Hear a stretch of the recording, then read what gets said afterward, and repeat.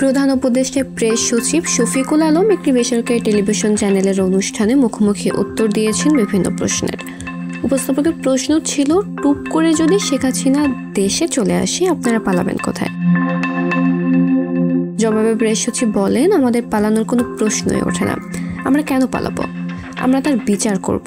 সে টুপ করে আসুক বা না আসুক, আমরা তাকে দেশে এনে বিচার করব। বিচারের মুখোমুখি হাসিনাকে আনার জন্য ঠিক কি কি কাজ করা হচ্ছে এমন প্রশ্নের উত্তরে শফিকুল আলম বলেন, আমরা এটার জন্য কাজ করছি। প্রধান উপদেষ্টার ব্রিলিয়ান্ট একটা মাস্টার স্ট্রোক ছিল।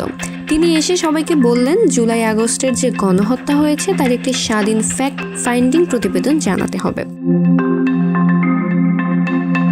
এরপরে তিনি জাতিসংঘের হিউম্যান রাইটস অফিসকে অ্যাপ্রোচ করলেন। দেশের কোনো সংস্থাকে তিনি এই কাজটি দিলেন না, তারা তাদের কাজ করুক।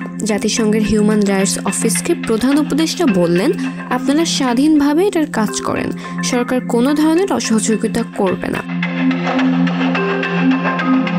তারা যে প্রতিবেদনটা দিল, শেখ হাসিনাকে এখন আর কেউ রাখতে চাইবে না। প্রতিবেদনে স্পষ্ট করে বলা হয়েছে, হাসিনা মানবতা বিরোধী অপরাধে অভিযুক্ত। শেখ হাসিনার আদেশ দিয়েছে ও তার নির্দেশে হত্যা হয়েছে প্রতিবেদনে উল্লেখ আছে। আওয়ামী লীগ নেতারা কিভাবে সিকিউরিটি ফোর্সের থেকে অস্ত্র পেয়ে হত্যায় জড়িয়েছিল সবকিছু আছে। এটা একটা ব্রিলিয়ান্ট রিপোর্ট। এরপরে শেখ হাসিনাকে আর কেউ রাখতে চাইবে না।